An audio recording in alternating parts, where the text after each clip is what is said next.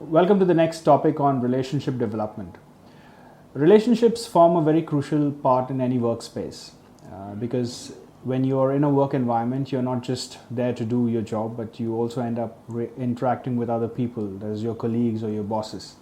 This relationship that you develop with them plays a very crucial role in the perception you develop about the company, about the business goals, and you actually decide based on your relationships with others at work whether you want to stick around in the company or not.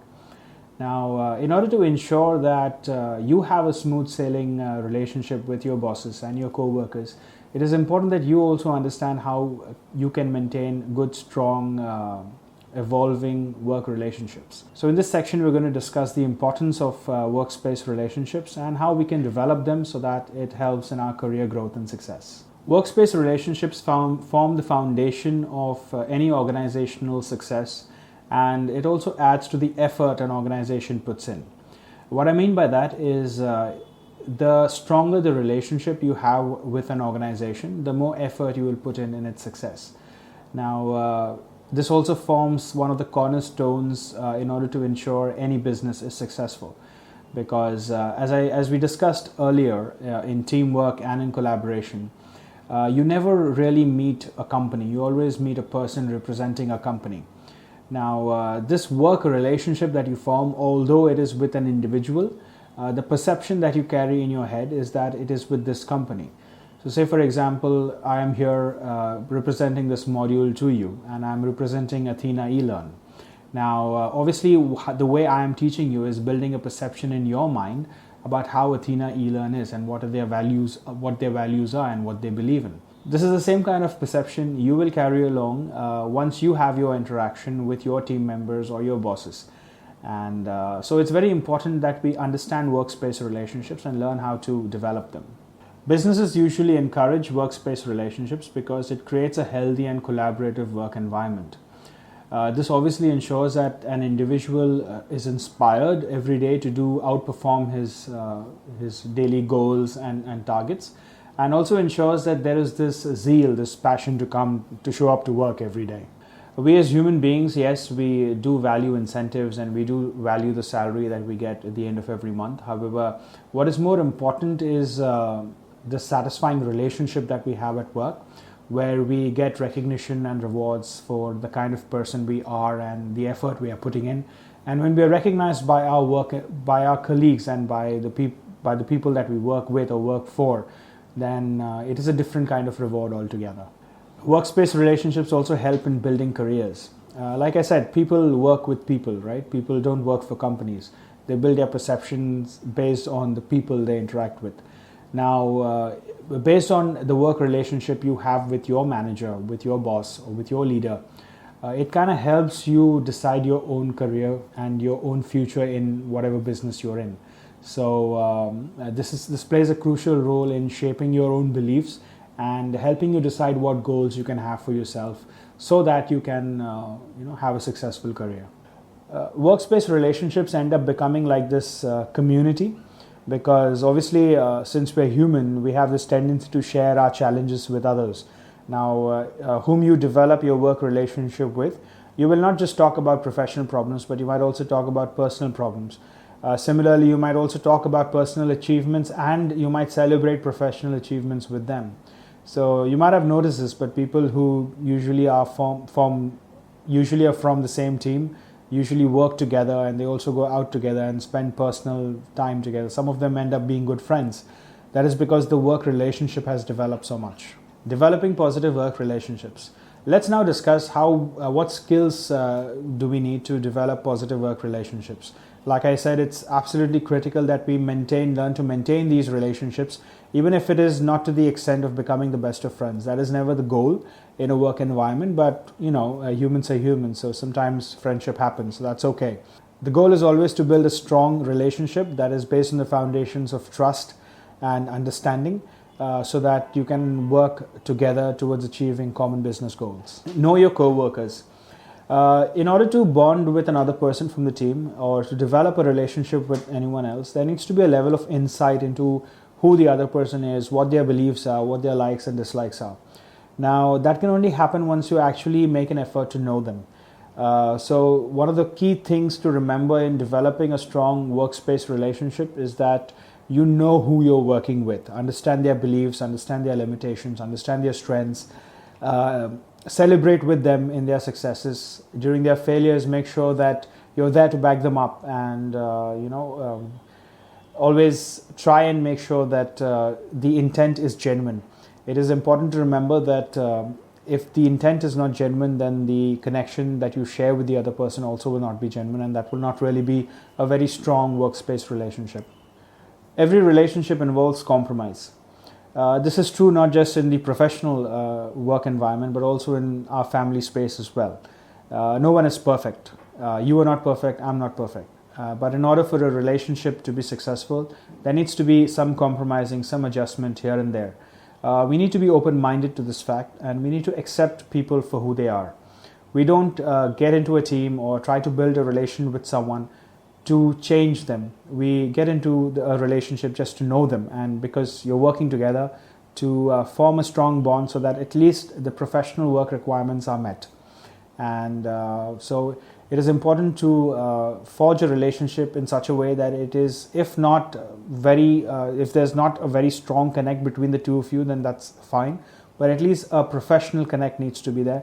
At least you need to be sure that you're both working towards the same goals. Another important thing to remember is to build one-on-one relationships. Usually we think that talking to a group, or when we're in a group and we're having a conversation with everyone, is good enough. But it's very important to remember that building one-on-one relationships is also important. You need to interact with a person on an individual level, and pay that special attention to them and listen to what individually they feel. Because people, when they're in a group setting, may not necessarily open up to you and speak what's really on their minds. So building one-on-one relationships will definitely ensure that you have strong work relationships and develop your relationships further. This is especially true for people on a leadership level, where you're either leading a team of 10, 15, 20 people. Usually we have this habit of getting the whole team together and speaking to them. That is a good thing, that's a good activity. However, speaking to them one-on-one is the definite deal breaker. Trust and respect are foundations in any relationship. So always ensure to be as honest as possible and respect the other person's opinion.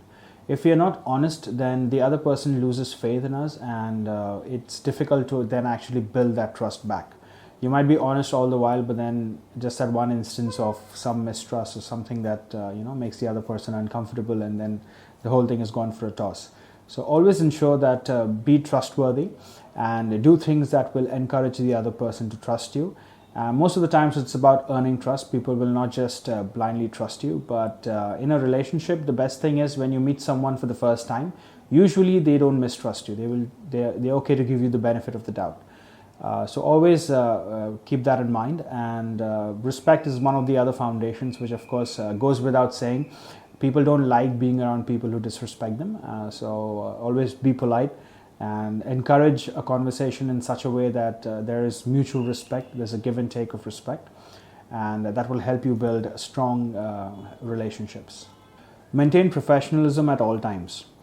You might be wondering that on the one hand I'm telling you to connect with the other person, get to know them and so on, be a part of the team, collaborate, but then I'm also telling you to be professional. How do you find a balance between the two? Well, you can do both. It is important to be professional because you got to remember the setting that you're in is a workspace environment. It is not a friendly get-together. So there needs to be a certain level of professionalism maintained all the time. That does not mean that you don't have the freedom to talk stuff that is personal, or if you find someone yourself a little more closer to than otherwise, it's also fine. But at least while in the workspace and during work time, it is important to ensure that a level of professionalism is maintained, and you do not let your personal attachment get in the way. Now this has two benefits. First of all, when you're working, there is enough space between the two of you so that there is no distraction, and you'll focus on completing the work that is assigned to you. And on the other hand, when people observe such things happening, then it could also become a point of gossip that these two are more close than the other. So we don't want that kind of impression to be coming across to the rest of your team. So maintain professionalism at all times. Also, avoid being judgmental, negative, or too critical of others. These qualities tend to be very hurtful. That's because obviously no one likes it when someone is judgmental or says negative things, or you're too critical of anyone. No one likes that. So if you do want to tell something to someone, be polite. Try and suggest. Always keep in mind that suggestion is a very powerful tool. Instead of telling them that they are wrong, it is better if you just suggest that this is my point of view, and then ask for input, ask for feedback. If you're right, eventually they'll come to the same conclusion that you have. And if you're not, then of course you've learned something out of it as well. But always remember not to be too direct with someone. Don't hurt someone's feeling. You can always be polite, always be calm, and always try and filter that emotion out during a conversation. Try to be steady and plain and simple with your emotions, rather than creating anxiousness, anxiety, or frustration while talking. Always listen to understand. In your workspace relationships, it is important that you always listen with the intention of understanding. First and foremost is you need to filter out that emotional content that is there. When someone comes to you with either a problem, or is being critical, or is being judgmental, then we tend to target the other person's emotion. But you got to understand it's human to have emotions. Sometimes people do get upset. And it's a professional work environment, so there is no need for you to take this personally. What you need to do is listen to the actual message that is there. So rather than focusing on the emotion, try and stay back, let that emotion outburst happen, let it clear, and then focus purely on the message. Once you're able to understand the message, then it is more easy for you to answer and respond to the person and tackle the situation accordingly, which in turn will strengthen your relationship with the other person. In order to ensure that our workspace relationships are successful, we always need to be proactive in resolving conflicts early. Usually when there's a misunderstanding with someone, we have a kind of a sixth sense that something is wrong, something might not be going the way we expect, or you said something and then you saw this look on the other person's face and you knew that something was off. So these are signs that we already are able to sense that something is not right, or something might lead into a conflict.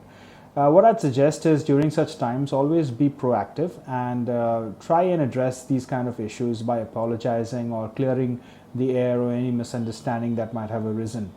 Because instead of letting them boil on to major conflicts later, and then having your bosses or your leaders involved into the conversation, it kind of blows things out of proportion when it is not actually needed. If there is something that has really offended you, or if you're not happy about something, then yes, by all means you have all the rights to escalate the matter. But wherever possible, always try and resolve conflicts early. Try and face these situations as early as possible, and clear the air and resolve them with your co-workers. This will not only help maintain a more peaceful and friendly environment, but will also take unnecessary pressure off you. Because you will always know and be at peace that, okay, whatever was the misunderstanding, it was cleared. Plus, it will also strengthen the bond you have with your co-workers. I have especially noticed that when two people, have a misunderstanding or some kind of a disagreement, if they agree upon later are able to make peace and agree upon some common ground, then the bond that they share becomes stronger. This is usually the case. So it's always a good idea to face conflicts early and resolve them as soon as possible. Last but not least, always set boundaries. This point is quite similar to maintaining professionalism, but set boundaries, what I mean by that is do not waste too much time in developing work relationships, or trying to turn them into personal relationships. Always focus on the fact that yes, you need to get along with people, you need to get along with your co-workers, and try and forge a strong professional relationship.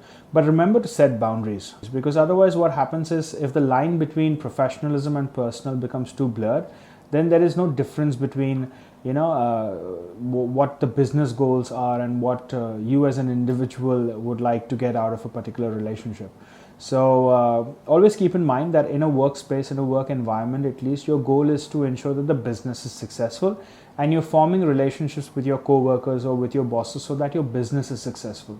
The goal is not to just build relationships so that you have a good time at work. That should always be remembered.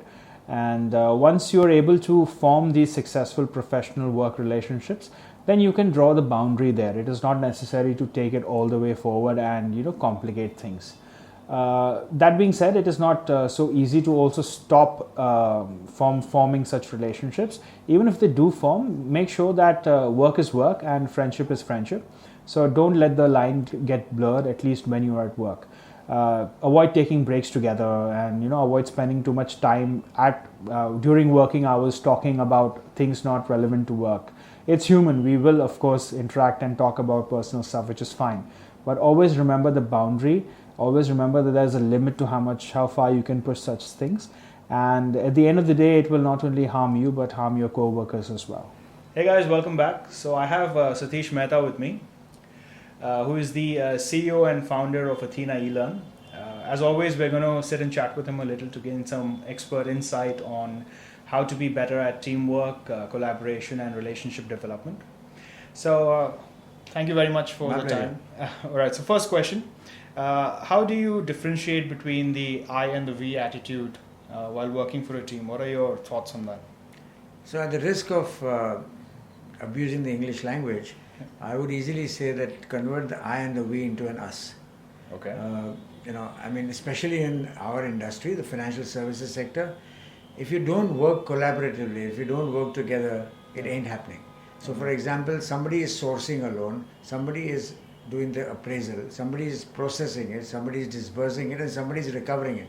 Now these teams have to work together and yet do their jobs, which is a day job. And that collaborative thing is what's going to make the organization succeed. Okay. So for example, you can't just source a file unless you understand what goes into the credit that is required. You can't process a loan until you understand the sourcing and the recoveries part of it. You can't disburse a loan until the documentations are collected, and that documentation comes from the sales guys primarily. And of course, when you're recovering delinquent loans, you need to continuously collaborate with credit to make sure that the policies are dynamic and they're reacting to a reality that's happening within the organization. Okay. So I think this I and we doesn't work, it's always us. Okay. So to add to that, my question, from a realistic perspective, working in a team is, of course, as you said, very important. There is no I, there's always us. But still, I think there needs to be a balance between one's personal goals and what the team together or a company together is trying to achieve. So on an individual level, in my mind, how do I find that balance? How have you found that balance? Well, I think the first thing is to recognize what industry you're in. Okay. So for example, if you are in the IT industry and working on a particular application or a project, you could easily make it into an I situation because you don't need to work with any collaborative team unless, of course, the project demands it. How did I find the balance? I think the fact that I've been in this industry all these years left me with little choice at a time when I didn't understand some of this stuff. Yeah. And then I think it just happened naturally. You needed to work with teams. Yeah. So that became teamwork. Yeah. And I think you got to remember two things. One, the ego has to take a back seat. Okay. That's one. The bigger thing that you have to remember is the organization comes first, the department comes second, and you come third. If you do it in that pecking order, automatically you will meet your personal goals, because the personal goals ultimately is the collective goal that leads to the department, and the department's collective goals lead to the company. Company does well, you will do well. But if you do well, doesn't mean the company will necessarily do well. So you need to recognize that you are at the bottom of a hierarchical ladder. It's an extremely important bottom to be there. But if you work in the interest of the company, in the interest of your department, it'll all fall together. I think that's beautifully said. Thank you so much for that.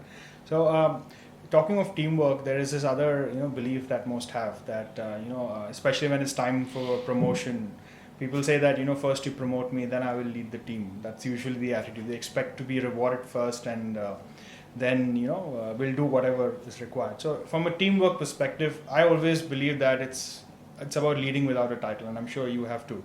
So can you shed some insight on how that has helped you, and what is it to actually lead without a title? So, the best example I can give is my chairman at HDFC. Okay. He led with example, he led by working, rolling up his sleeves, and he actually motivated us to work together. Mm-hmm. And I think all of us in our own ways kind of started reflecting that style of his, failing of course to match his competence and all that. I think this whole thing about promotion, I always believe that you get promoted if you can do your boss's job better. Just because you're doing a great job, I'll give you money, I'll give you increments. But if you want to get promoted and then therefore be a leader, you need to first have full job knowledge. You need to be a people person. You can't be gunning for popularity all the time. You know, you got to earn some negative brownie points because you got to put your arms around different kinds of, you know, personalities and people and mindsets and bring it all together into singing a common song. Now, so I don't think this promotion thing, and I think it's going away because more and more organizations are becoming flatter. And you know, this having a title and all sounds very fancy. But honestly, what matters is what you do, what you are, and how you are working. And your job is always to make your boss's job easier. If you do that, you qualify. And you never get insecure or what will happen. Because somebody else will fill that vacuum. Right? So I think it's important that degrees and promotions, they matter at one level, but it has to stop somewhere. You got to make yourself deserve what you get. Always focus on the work, the rewards will follow. Focus on the work. Everything else will come. The money will come, the recognition will come, the title will come, the respect will come. And that's what you want, really, in probably that order. Respect is what you want. You want the organization to say, this guy actually is a good leader. Cool, thank you. So now moving from teamwork to collaboration. Today's world is all about collaboration, and we have so many, even a business for example, will have so many moving parts and segments, one department collaborating with another department, probably from a different company and so on and so forth. So when you choose to collaborate with someone, what are the things that you look for in an individual or in an organization? What do you think, what does collaboration really mean to you in today's world? So, you know, starting with marriages all the way to hiring people, it's all about collaboration, right? So, for example, if I was hiring someone, I would look for a value system, not necessarily mine, but a value system. I would look for ethics, not necessarily mine. Maybe that person is more ethical than me. But the fact is that there have to be a set of ethics which form the core of the individual. The other point to look for in a collaborative thing is, you know, ultimately you're dealing with people. You know, I'm collaborating with you for doing this particular module, for example. But to me, when you started doing these modules, and I'm now using this example, I didn't know how good or bad you were going to be. So that collaboration came from an intuitive and combination of intuitiveness and objectivity to say, you know what, I think this is going to work. And then you work around the person's strengths and requirements and needs, and you know, and then things happen. If it don't happen, it's a huge learning lesson. And if it happens, you've achieved what you want to do. So either way, you're winning. The combination of intuitive and objective. Very important. Very nice. Very intuitive important. and objective. Awesome. So shifting gears now to relationships, workplace relationships and relationship development. So have you ever had a situation, I'm hoping you have because I was hoping for an example around that, where you initially met someone who you thought you could not get along with, but then you worked on that relationship or something happened and then that turned out to be a very fruitful work relationship? Oh, I can think of several such examples. Could you give us a few examples? Yeah, but before I start with that, I'm sure there are many people out there who thought they couldn't work with me, and ultimately we did work together. But you know, without naming names, because obviously it's a little confidential, but there have been situations where either my seniors or my peers, juniors of course don't have a choice when you're working, but when I was a junior, you worked as the boss wanted in a sense. But you know, again, for example, in our industry, the financial services sector, you're dealing with all kinds of people, right? I have dealt with vendors, sales agents, employees, recruiting agencies, technology teams, and all of this has to come together. And you know, so how do you collaborate? You collaborate by not being threatening, but by being proactively receptive to what the person is also saying. And you know, often we start by saying, no, that won't work. What about saying something like, that's a great idea, what do you think of this one? Right? And then you kind of, you know, everybody is mature enough, hopefully, to get to that. So I've had many examples. I've negotiated deals when I was the managing director of Civil, for example. You know, we had international companies, different cultures, people coming from Australia, South Africa, US, and you have to recognize that culture. You've got to work with their style. Equally, they have to work with your local requirements. So Civil was the one. When I was in HDFC, for example, we set up branches in the Middle East. We had to work with local partners there. We had to work with people from different countries, different cultures. If you keep the end goal in mind, which is what you want to achieve, everything else will come into place. But often we get consumed by our immediateness of reacting as against keeping the longer goal in perspective. And this happened with me in Civil, it happened at HDFC, it's happened everywhere. Sometimes the initial perception you have of someone turns out to be not completely wrong. Fortunately, when I've interviewed people and I recruited them, I've often been right, mostly been right, almost every time been right. Have I made a few mistakes? Yes, I have. Don't ask me for names. Alright, awesome. So I remember before we began shooting today, in one of our conversations, you actually challenged my maths by saying 1 plus 1 is not equals to 2. Would you care to elaborate on that, please, for all of our sakes? So, I don't want to challenge your maths because I've done a BSc in statistics, so I'm not going to challenge it. But I remember in school we had this example where the teacher would bring a bundle of sticks and he would say, break the bundle, and you couldn't break it. But if you opened up that string and broke each stick, you could break each stick. Okay. So I think this 1 plus 1 not equal to 2 in the context of what I was trying to say is that in an organization, if you work together, collaborate, teamwork and all those words that you talked about, and I think the financial services sector is a huge example of that now, because now you're collaborating and working with credit bureaus, you're working with analysts, you're working with data, you're working with all this. Now if you don't work together, right, anything can go wrong. But the fact is that if you do work together, then that 1 plus 1 will actually be 2.5 or 3, which is beneficial to you, to the organization, to everything that you want to do. So that's what I meant. The math still says 1 plus 1 is 2. Right, no, that makes sense. Now 1 plus 1, okay. Work together and you'll have... Works together, it doesn't feel like 2, it feels more like... It feels like more, because everybody is helping each other, they're collaborating, as you said. There is leadership, there is teamwork, there is, understanding the other person, appreciating a view, getting a better solution. Invariably, the solution is not the one that you thought or I thought. It's the one that we thought together. Yes. Amazing. Awesome. All right, cool. Last question for now. Collaboration, work relationships, and of course teamwork, they all revolve around relationships, people working with people. As a saying, right, people don't work for companies, people work for people, or people work for managers. How have you applied this principle in your 40 plus years of work? How have you had that people aspect, how have you brought that into your relationships at work, whether it's teamwork, whether it's collaboration? How have you structured your work around that? So, it also depends on the kind of person you are as an individual. So, I'm a very extrovert people person, right? So, for me, it is all about working with people. Organizations will do well if they have a good service. Like if you do housing loans well, you'll get business, right? If you offer lower rates, you'll get business.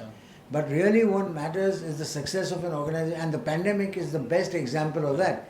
Organizations survived, did well, and have now bounced back purely because people rallied around this. We've had examples where we had a fire in the building where we were sitting, and we vacated, and the whole team said, you know what, we're going to put up a desk outside the office on the road so that customers who come will not go back. Wow. Now this is people engagement. I'm not going to take credit for that. But so if we go on an off-site, for example, we are working hard.